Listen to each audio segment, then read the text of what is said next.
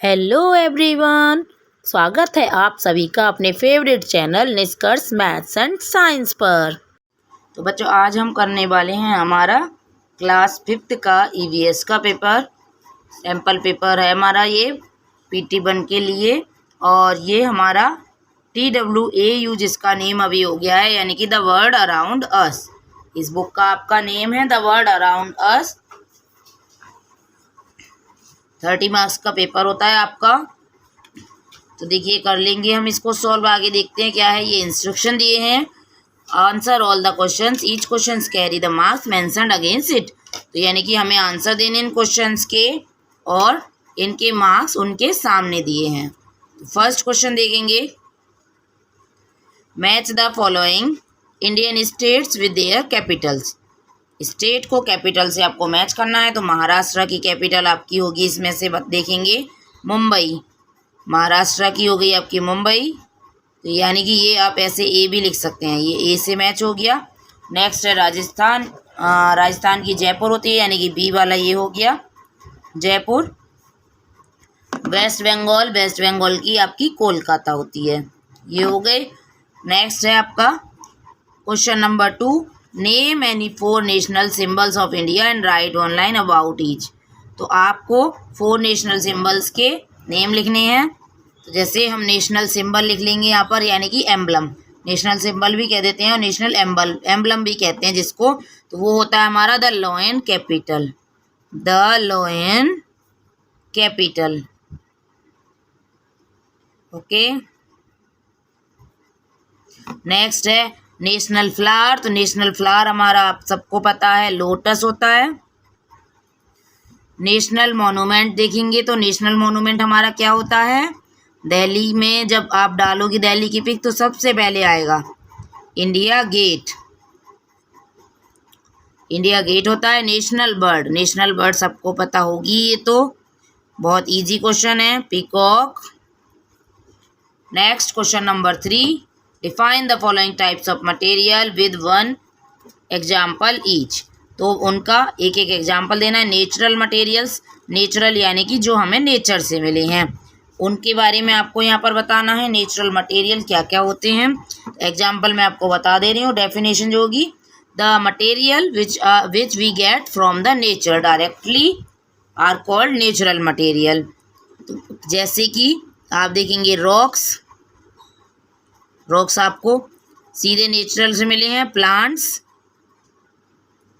Mountains, mountains वगैरह ये सारे जो आ गए। माउंटेन्स तो बड़ा हो जाएगा, प्लांट्स। और मटेरियल में आप क्या डालोगे यहाँ पर नेचुरल में,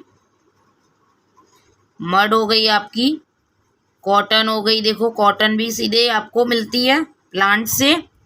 सिल्क हो गई जो आपको सीधे सीधे सिल्क वॉर्म से मिलती है, एक्सेट्रा। इस तरह की और भी चीज़ें हो सकती हैं। मैन मेड, मैन मेड की आप डेफिनेशन कैसे लिखोगे, the materials which we get by the man. यानी कि आप इस तरह से भी लिख सकते हो, the material made by man are called man made materials. तो मैन मेड मटेरियल्स कैसे होते हैं, जैसे सिंथेटिक फाइबर, जैसे प्लास्टिक है आपकी, प्लास्टिक मैन मेड हो गई आपकी। रेयॉन है आपके कपड़े जो हैं वो लिख दो, क्लॉथ्स। और प्लास्टिक, क्लॉथ्स एंड आप लिख सकते हो यहाँ पर पेट्रोलियम।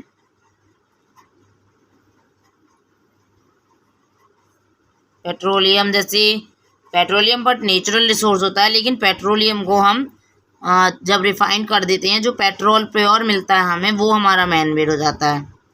पेट्रोल की फॉर्म में जब लाते हैं हम उसको, पेट्रोलियम में से पेट्रोल। बाकी हमारे नेचुरल होते हैं, बाकी आप पेट्रोलियम ना लिखो, वैसे मैं नेचुरल में लिख सकते हो, यहाँ मत लिखो, पेट्रोल लिख दो बस, एक्सेट्रा। सिंथेटिक में आपके आ जाएंगे, जैसे कि सिंथेटिक में आपके ये पेट्रोल भी आप मत लिखो, पेट्रोल क्योंकि चला जाता है, मैन मेड तो होता है ये, लेकिन ये जाता है हमारा सिंथेटिक में, क्योंकि उसको हम रिफाइन करके कुछ एक प्रोसेस होता है उसके थ्रू गुजरता है ये। तो यहाँ लिखेंगे हम, ये हो गया सिंथेटिक में। और डिफाइन कैसे लिखोगे? डिफाइन आप लिखोगे the material which we get by a process या by a chemical process.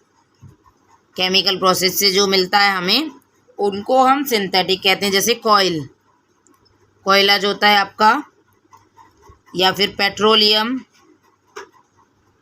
Petroleum यहाँ आ जाएगा आपका सिंथेटिक में।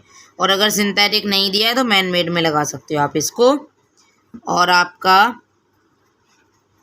जैसे रबर होती है, एक्सेट्रा, ये सारे इसके एग्जाम्पल हैं। नेक्स्ट है question 4, classify the following objects as transparent, translucent and और ओपेक। आपको डेफिनेशन देनी है। ट्रांसपेरेंट जो होती है आपकी, the objects by which light passed directly, या फिर आप ऐसे लिख सकते हो the materials in which light can travel या light can pass clearly are called transparent objects. And translucent में the light passed from the object is partially, यानी कि द लाइट पार्शियली पास होती है, धुंधला धुंधला दिखता है, जिनमें से वो ट्रांसल्यूसेंट हो जाते हैं। और ओपेक जिनमें से पास नहीं होती। The objects which do not allow the light to pass through them, यानी कि जो अपने में से लाइट को नहीं गुजरने देते हैं, तो वो आपके ओपेक हो जाते हैं। जैसे ग्लास है आपका, तो ग्लास क्या हो गया आपका? ट्रांसपेरेंट हो गया। ग्लास ट्रांसपेरेंट हो गया। बटर पेपर जो होगा आपका ट्रांसल्यूसेंट हो जाएगा।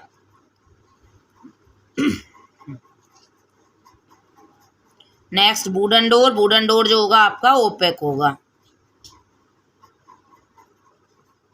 नेक्स्ट क्वेश्चन है 5, draw the solar system and label all the planets. ये आपको ड्रॉ करना है सोलर सिस्टम और प्लैनेट्स के नेम लिखने हैं। अगला क्वेश्चन है what are visual and non visual ear animals.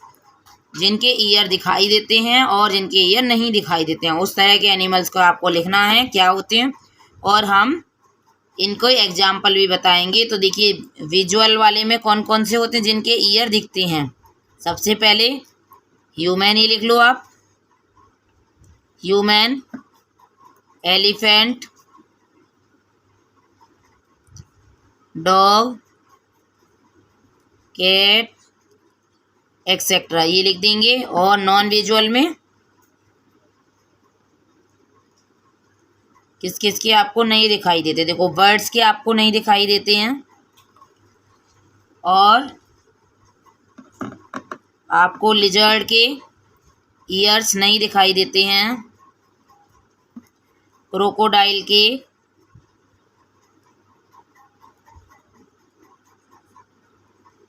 And कुछ फिशेस के भी नहीं दिखते हैं, जैसे स्नेक्स के भी नहीं दिखते हैं, और स्नेक्स एक्सेट्रा। नेक्स्ट क्वेश्चन है match the national park with their respective states. Matching करनी है आपको। जिम कॉर्बेट नेशनल पार्क है, जो कहाँ पर है जिम कॉर्बेट, आपको सबको पता होगा। ये आप मैच करोगे इससे, उत्तराखंड से। कान्हा नेशनल पार्क है आपका मध्य प्रदेश में, तो ये बी हो जाएगा। काजीरंगा जो है वो आसाम में ही है, सी ही रहेगा ये। Next question number 8, fill in the blanks with correct vitamin and related diseases.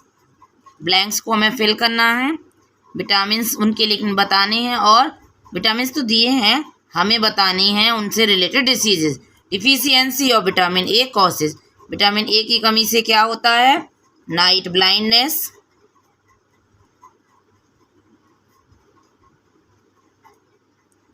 Vitamin A की कमी से होता है। अगला है deficiency of vitamin C causes scurvy. Vitamin D से होता है, यानी कि विटामिन डी की कमी से, रिकेट्स।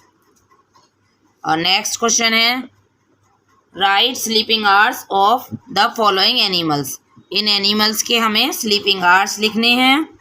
तो देखिए यहाँ हमें लिखने हैं 9th क्वेश्चन में स्लॉथ, जिराफ एंड एलिफेंट का स्लीपिंग आवर्स। तो जो स्लॉथ होता है वो 17 to 18 आवर्स होता है। स्लॉथ 17 to 18 आवर्स होता है।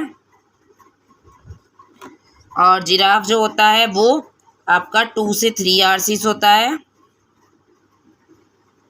क्योंकि उसकी जो नेक होती है वो बहुत ज़्यादा लंबी होती है, उसकी वजह से उसको सोने में प्रॉब्लम भी होती है।